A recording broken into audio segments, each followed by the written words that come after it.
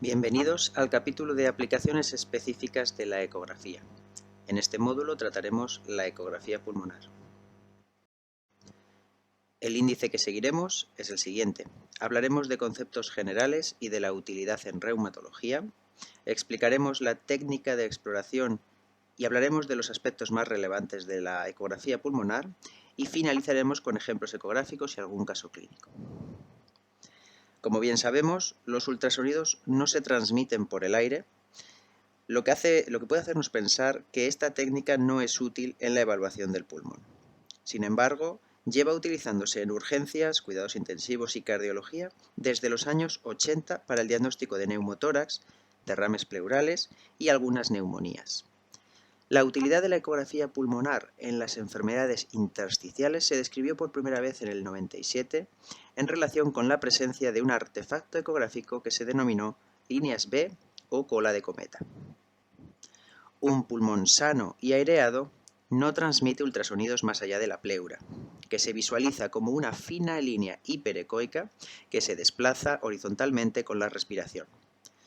Todo lo que podemos ver más profundo de la pleura son artefactos ecográficos. El artefacto visible en la normalidad son las líneas A, que son imágenes lineales hiperecoicas paralelas a la pleura y equidistantes entre sí.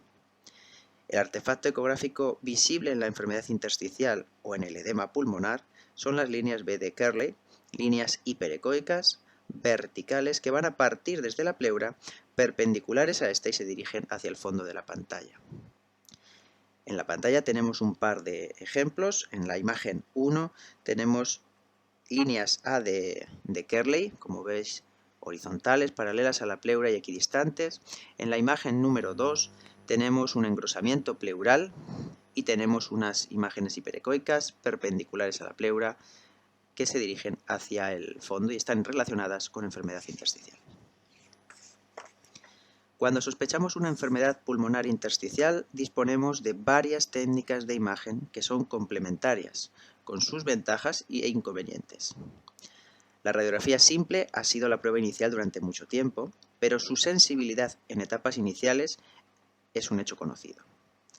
El TAC pulmonar es la técnica que más y mejor información nos proporciona de la afectación pulmonar y de su extensión, pero la radiación que lleva asociada limita su uso generalizado en el screening o especialmente en el seguimiento. Por último, la ecografía pulmonar, al no tener radiación, permite su uso sin contraindicaciones que junto con la alta sensibilidad en la detección de afectación intersticial la hace idónea para el screening de esta patología. Sin embargo, no diferencia entre un proceso inflamatorio o un edema pulmonar ni informa de la extensión de la afectación. Las enfermedades autoinmunes sistémicas tienen asociado un riesgo de afectación inflamatoria intersticial con una frecuencia variable dependiendo de la enfermedad. Dicha afectación tiene un marcado predominio basal con un inicio subpleural, lo que permite su detección mediante ecografía. Como hemos comentado, la ecografía tiene ciertas limitaciones y en los casos en los que sea patológica deberemos solicitar un TAC pulmonar para establecer cuál es el patrón de afectación y cuál es su extensión.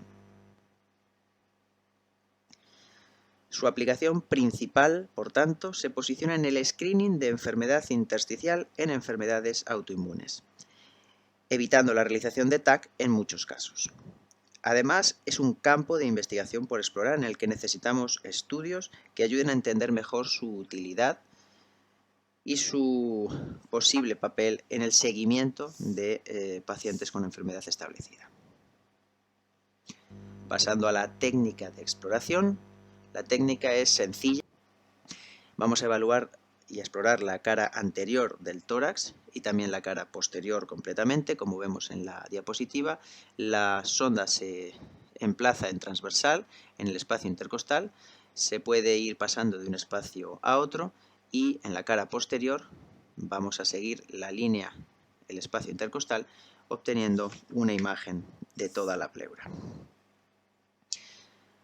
En el artículo de la doctora Luna Gargani de 2014 se facilita una plantilla de exploración pulmonar con los diferentes campos pulmonares, tanto anteriores como posteriores, para complementar durante la exploración con el número de líneas B presentes en cada campo.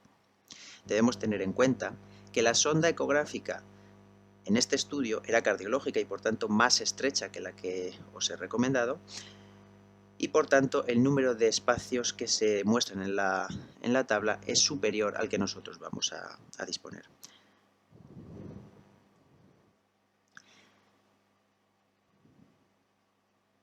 Bien, pues la mayor pega que tiene la ecografía pulmonar es el tiempo necesario para la exploración completa del tórax, lo que va a limitar su factibilidad. En este sentido, es especialmente relevante el trabajo de Gutiérrez y colaboradores de 2011, en el que propusieron una exploración reducida del tórax que presentó tanto sensibilidad como especificidad similar a la exploración completa, pero pasando de una exploración de 23 minutos a una exploración de 8 minutos y medio, teniendo en cuenta además que en este estudio se utilizó una sonda lineal musculoesquelética y se incluyó en la cara posterior. Los campos pulmonares paravertebrales cuarto, octavo, además del campo de la línea interescapular y axilar del octavo espacio intercostal. Van marcados con una X en la plantilla, y en la cara anterior se incluyó solamente el espacio medioclavicular y axilar anterior. Evidentemente esta exploración bilateral. Una vez que hemos visto que con una exploración reducida es factible hacerlo en consulta, lo importante también es saber si es fiable. En cuanto a la fiabilidad interobservador, se ha estudiado en pacientes con esclerosis sistémica y los resultados son muy buenos. También se ha comparado con otras pruebas diagnósticas y su concordancia con ellas, especialmente con el TAC torácico, y las pruebas de función respiratoria se ha mostrado también tanto buena o excelente. Por tanto, a más líneas B, mayor afectación pulmonar en el TAC y mayor deterioro de la espirometría. Hay varios estudios sobre fiabilidad y entre lo más destacable de los resultados que se han publicado es la sensibilidad cercana al 100% en la detección de afectación intersticial y su valor predictivo negativo también del 100%, lo que la convierte en una técnica perfecta para el screening. Como veis, valor predictivo positivo es casi 80%, el valor predictivo negativo 100%. Aquellos pacientes que tienen una ecografía pulmonar normal, podemos estar tranquilos en que no hay una afectación intersticial. Sin embargo, con esa alta sensibilidad, los pacientes que tienen alteraciones deberemos confirmarlo con un TAC, porque la probabilidad de que tengan es alta. En estas imágenes podemos ver una exploración del tórax anterior. De izquierda a derecha vemos imágenes desde medial, en el que podemos apreciar el cartílago costal con una C, a lateral, donde ya se van apreciando la cortical de las costillas. Esa es la imagen que se describe en algún artículo como imagen en murciélago. Las costillas serían las alas, hay que tener algo de imaginación. Podemos distinguir en la parte superficial la piel, la musculatura anterior, los músculos pectorales, el cartílago anecoico en la imagen izquierda y que permite el paso de ultrasonidos y por tanto una mejor ventana ecográfica, y finalmente la pleura, esa imagen hiperecoica fina y regular que vamos a tener. Como ejemplos de imágenes normales os muestro estas 4 imágenes en la que se ve la pleura hiperecoica, lineal, regular, con alguna línea A en la segunda y tercera imagen, como podemos apreciar. La exploración es la que recomendaba previamente, en transversal, siguiendo el espacio intercostal, y la pleura abarcando toda la imagen ecográfica.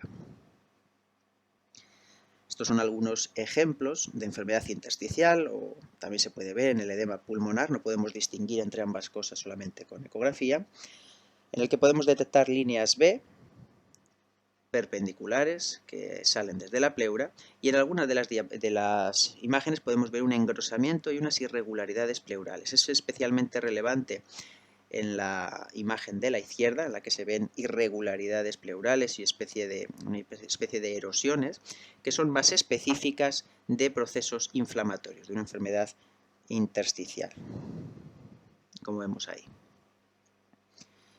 Llegados a este punto ya sabemos reconocer una pleura normal, una pleura patológica, pero no es lo mismo que el paciente tenga unas pocas líneas B o que tenga muchas. De nuevo, la doctora Luna Gargani, en un elegante artículo publicado en 2009, evaluó el punto de corte a partir del cual era más probable la presencia de afectación intersticial en pacientes con esclerosis sistémica. Aquellos pacientes que tenían 6 líneas B o menos no tuvieron enfermedad intersticial, es decir, es normal hasta 6 líneas B en este estudio. Aquellos que tuvieron más de 20 líneas B en la exploración total, tanto anterior como posterior, siempre fueron patológicos, siempre presentaron en el TAC, que fue el gold estándar, enfermedad intersticial. Por tanto, quedan entre media los pacientes que tienen un número de 6 a 20. En estos casos, lo que se recomienda es pedir el TAC y confirmar o descartar la afectación intersticial.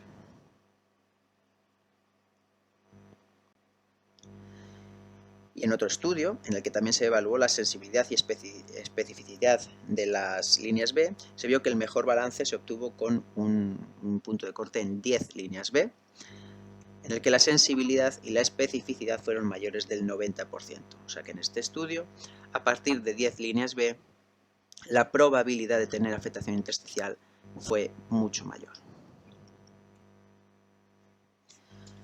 Vamos a pasar a algunos casos clínicos representativos. La literatura con respecto a la ecografía pulmonar es escasa, pero sí que creo que es muy relevante los casos en los que la ecografía ha aportado un valor añadido.